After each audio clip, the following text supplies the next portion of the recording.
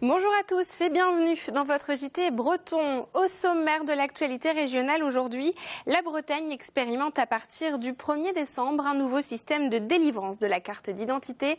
On vous le présente dans ce journal. Les métiers des pompes funèbres sont à la recherche d'employés qualifiés. Des formations existent, nous avons suivi l'une d'entre elles. Et du théâtre aussi dans cette édition avec la création de la Compagnie des enfants perdus dans le Morbihan. On retrouve aussi dans ce journal Béatrice Pellan. Bonjour Béatrice. Bonjour. Et vous avez scruté la super lune de ce mardi soir. Oui, tout à fait. Et on va parler partage photo aujourd'hui. Eh bien, on voit ça dans un instant. Béatrice, bienvenue à tous dans cette édition du mardi 15 novembre 2016. Ce mardi soir, à Arzon, dans le Morbihan, entre 100 et 150 personnes étaient réunies suite à l'appel d'identitaires bretons. Ils s'opposent à l'installation début novembre de migrants dans le centre de vacances de la commune. Les manifestants souhaitaient se rassembler après l'interpellation d'un jeune homme originaire de Somalie pour agression sexuelle. Il aurait touché la poitrine d'une des habitantes de la commune. Le parquet de Vannes précise que 4 personnes ont été interpellées parmi les manifestants. Autre manifestation, ce mardi, les agents des impôts ont protesté à l'appel d'un mouvement national. 1815 suppressions de postes sont prévues. En Bretagne, une cinquantaine d'agents se sont mobilisés à Quimper, une trentaine à Pontivy, comme vous le voyez sur ces images, ou encore à Saint-Brieuc. À partir du 1er décembre, vous ne pourrez plus faire votre demande de carte d'identité dans toutes les mairies de Bretagne. La région expérimente un nouveau système de délivrance similaire à celui du passeport et 110 communes seulement pourront enregistrer votre nouvelle demande de carte d'identité. Explication avec Camille Pochet. Avant, pour faire une demande de carte d'identité, vous vous rendiez dans votre mairie, vous remplissiez un formulaire et on prenait vos empreintes. Mais ça, c'était avant. À compter du 1er décembre, les demandes de carte d'identité seront faites de la même manière que les passeports biométriques dans les 110 communes bretonnes équipées de stations de passeport. Donc l'État accompagne évidemment ces mairies. Je crois qu'on donne aujourd'hui 5 000 € par terminal et demain on montera à 8 000 € compte tenu du complément de charge, de surcroît de charge de travail. Mais c'est aussi de toute façon une action républicaine des mairies qui permet de rajouter à la sécurisation de cette pièce d'identité. Les dotations allouées par l'État à ces communes vont jusqu'à 3 550 € par an. Pour certains maires, ça n'est pas suffisant.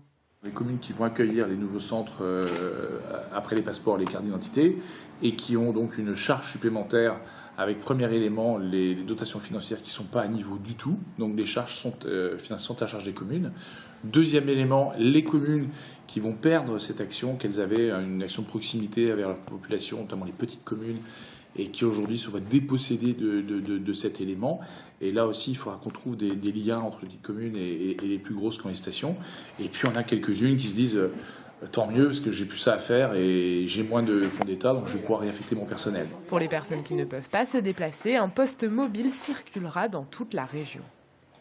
Dans ce journal, on vous parle souvent des métiers qui recrutent. Voici une filière qui a malheureusement toujours besoin de main-d'œuvre, celle des pompes funèbres. Des formations existent et Brice Gourenet qui y a assisté. C'est un métier peu commun, celui de conseiller funéraire. Accompagner les familles endeuillées, organiser les obsèques nécessite une formation particulière. La CCI de Morlaix en dispense depuis 2009. On y apprend la législation funéraire ou les différents rites religieux. La formation compte également des heures de mise en pratique autour de jeux de rôle. Voilà, mon épouse est décédée à l'hôpital de Quimper ce matin. Et vous avez des enfants peut-être qui vont... Oui, j'ai deux enfants. Pour l'instant, ils sont partis. Je leur ai rien dit encore.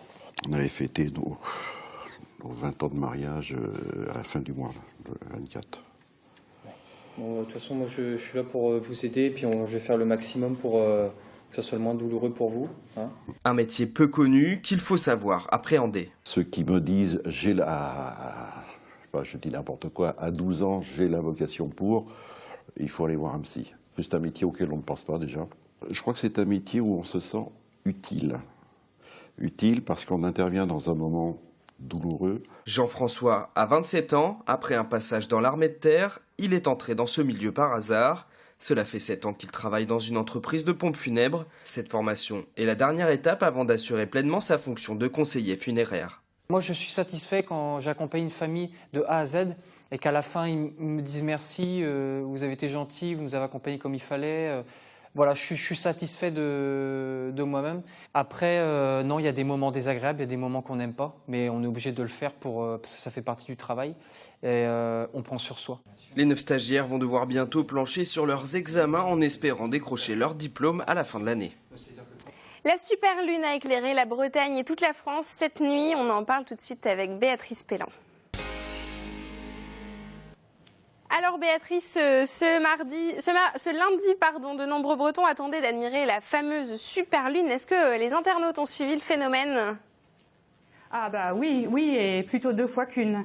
Bon, alors il faut admettre, le ciel n'était pas complètement dégagé sur l'ensemble de la Bretagne cette nuit, mais bon, certains ont été déçus. Il y a même un Briochin qui a lancé un appel sur notre page Facebook pour demander où il pouvait aller admirer cette fameuse super lune.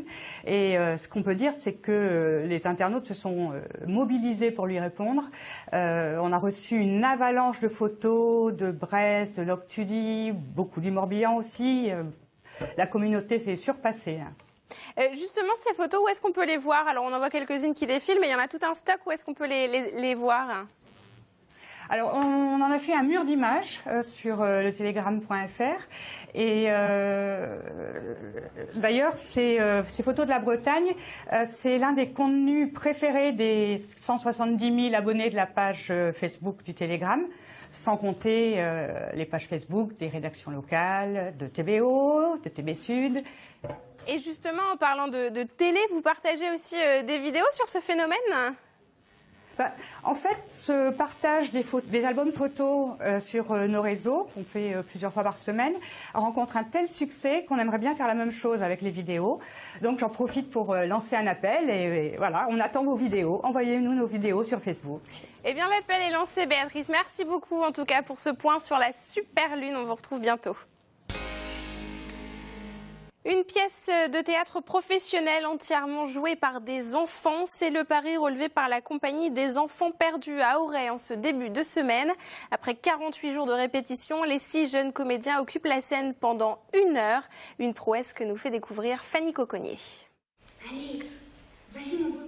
Ces 6 enfants de 9 à 12 ans habitent dans le pays d'Auray. Au printemps dernier, ils ont été choisis avec 6 autres pour porter la pièce de Laurent Cotel, La merveilleuse invention. Depuis 1995, le metteur en scène de la compagnie Les Enfants Perdus fait ainsi jouer des enfants de manière professionnelle. Je crois qu'il y a quelque chose de très très très fort de la présence de l'enfant sur scène. Je crois vraiment que l'enfant peut être créateur, peut avoir une naissance de créateur si on lui ouvre la voie et si on lui fait suffisamment confiance et qu'on le considère vraiment comme une personne. Faire jouer des enfants comme des pros implique des contraintes relatives au droit du travail, à la rémunération. Depuis le mois d'avril, les répétitions ont lieu les week-ends et les vacances. Il a fallu faire des concessions. Tout ça, ça s'est fait naturellement et je pense que la plupart des enfants qui sont ici sont rentrés dans le jeu de façon très très naturelle grâce au travail de Laurent qui a réussi à souder l'équipe. Une équipe ravie de cette expérience hors du commun. J'avais déjà fait du théâtre mais il n'y avait qu'un spectacle alors que là il y en a plusieurs, on va dans plusieurs villes, enfin, c'est différent, c'est super, c'est mieux. Ça c'est difficile mais vu qu'on aime bien ça, c'est un plaisir, quoi. Ces enfants se retrouveront jusqu'en mars pour des représentations en Bretagne, mais aussi à Alençon, Amiens et en Espagne. Déjà, ils appréhendent la fin de cette aventure d'équipe. On va plus se voir beaucoup, on va que se voir pour les représentations et puis c'est bientôt la fin, du coup on est un peu triste. Le spectacle La merveilleuse invention passera par Planquette, Lamballe, Pontivy et de nouveau à Auray les 14 et 15 janvier.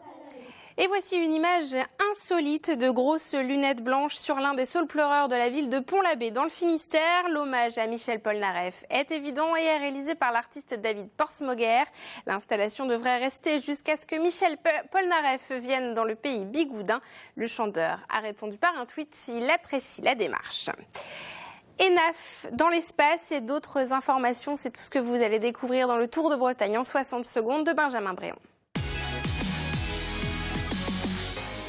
À Quimper, les travaux du futur centre des congrès entrent dans leur dernière ligne droite. Objectif, accueillir chaque année quelques 120 événements type assemblée générale ou séminaire. Pas de concert ou de soirée et plus de festounos en revanche. La fête, c'est désormais au Parc Expo.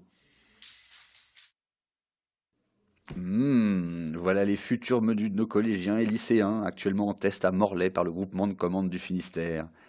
Ça a l'air tellement bon que les notes sont dithyrambiques, jusqu'à 21 sur 15 pour ces escalopes de poulet par exemple. Comment ça, vous êtes sceptique? Il y a quelques années, c'était des fois très difficile.